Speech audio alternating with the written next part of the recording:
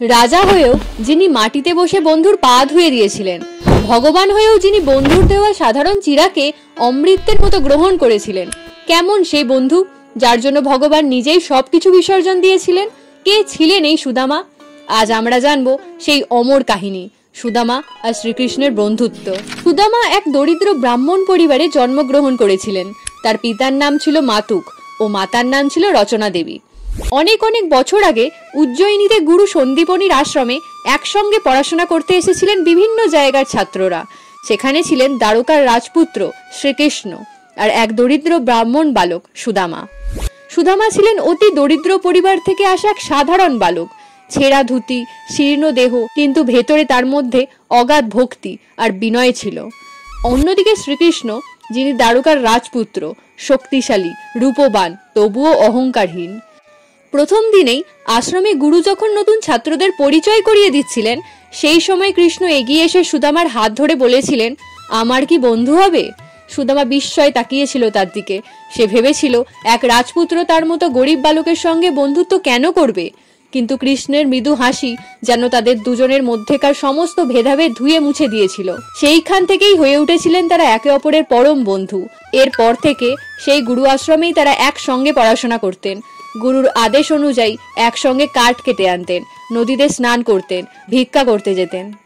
আশ্রমের অন্য ছাত্ররা যেখানে একে অপরের সঙ্গে ভেদাভেদ করত, কৃষ্ণ আর সুদামার বন্ধুত্ব সেখানেই হয়ে উঠেছিল আত্মার বন্ধন।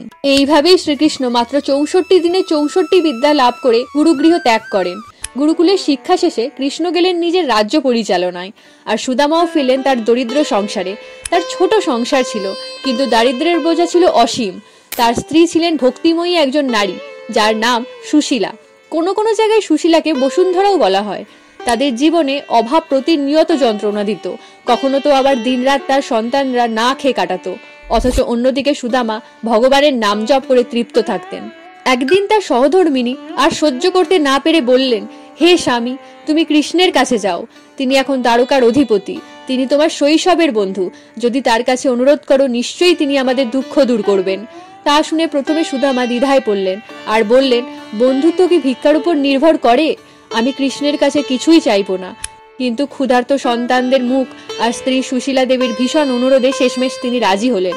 যাওয়ার আগে সুদামা ভাবলেন, তার কাছে তো উপহার নিয়ে যাওয়ার জন্য কিছুই নেই। অনেক ভেবে অবশেষে পাশের বাড়ি থেকে ধার করে এক মুঠো চিড়ে নিলেন উপহার স্বরূপ। পুরনো কাপড়ে সেই চিড়ে বেঁধেই নিয়ে গেলেন কৃষ্ণের জন্য। সামান্য চিড়েই ছিল একমাত্র অর্ঘ্য, অথচ ভক্তি দিয়ে সাজানো সেই উপহারই হয়ে উঠেছিল একসময় অমূল্য। সুদামা দীর্ঘ পথ হেঁটে অবশেষে পৌঁছলেন দ্বারকার রাজপ্রাসাদে। সেই প্রাসাদ ছিল ঝলমলে চকচকে, আর দরজায় পাহারা দিচ্ছিল প্রহরীরা। সুদামা তাদের সামনে আসতেই তার ছেঁড়া কাপড় দেখে কেউ প্রাসাদে ঢুকতে দিল না তাকে। দারোয়ানরা তাকে তাড়িয়ে দিতে চাইল। তখন তিনি বললেন, একটি বার রাজাকে আমার খবর দাও, আমি হলাম কৃষ্ণের শৈশবের বন্ধু। ঠিক তখনই কৃষ্ণ খবর পেলেন তার পরম প্রিয় সুদামার, আর খবর পেয়েই ভগবান কৃষ্ণ দৌড়ে এলেন বাইরে। রাজাধিরাজ, দেবতাদেরও দেবতা, নিজে ছুটে গিয়ে জড়িয়ে ধরলেন সেই ব্রাহ্মণ দরিদ্র বন্ধুকে। সুদামাকে দেখে কৃষ্ণের চোখে জল। সুদামা বললেন, হে প্রভু, এত বড় মহারাজ হয়ে আজকে আমাকে শৈশবের বন্ধুর মতো আপন করে নিলেন।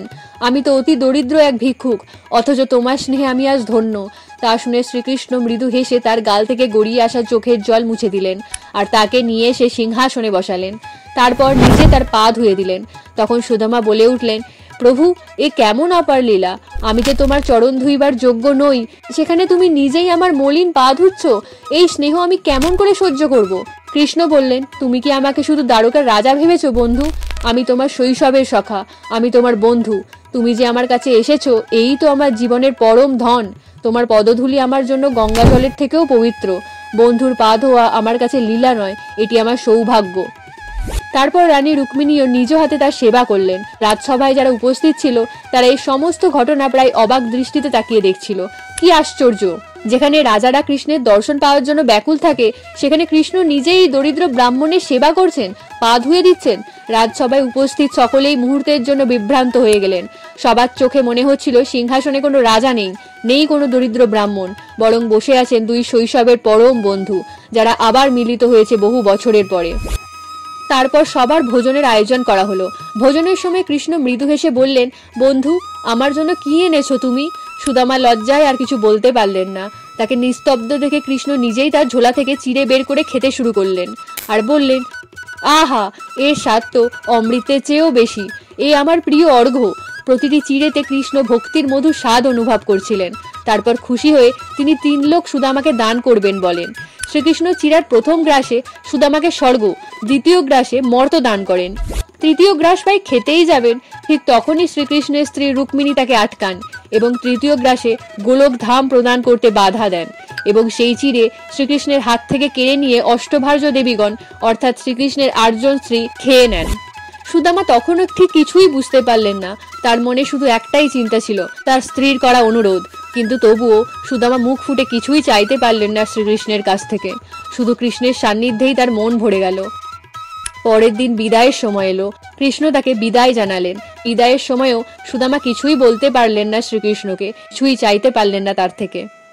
গ্রামে ফিরে সুদামা ভীষণভাবে বিস্মিত হয়ে দেখলেন যে ভাঙাচোরা কুড়ে ঘরটা ঝড়ে ভেঙে পড়ার উপক্রম ছিল, সেই জায়গায় এখন দাঁড়িয়ে আছে জলজলে এক প্রাসাদ।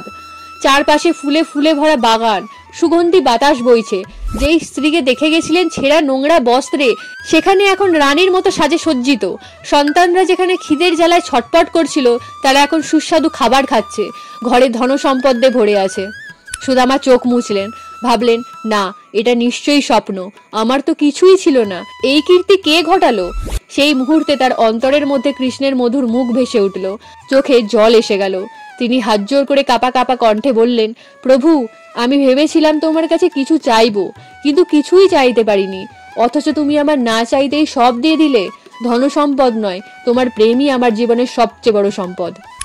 এই সমস্ত কিছু দেখে সুদামা অঝরে কেঁদে উঠলেন আর বুঝলেন ভগবানের কাছে কিছুই চাইতে হয় না। ভক্তি আর নিঃস্বার্থ ভালোবাসাই যথেষ্ট। ভগবান ভক্তের মনে চিরকাল বিরাজমান। বলা হয় শ্রীকৃষ্ণ ভগবান বিশ্বকর্মাকে বৃন্দাপুরীতে পাঠান সুদামার জন্য দ্বারকার মতো রাজপ্রাসাদ তৈরি করে দিতে।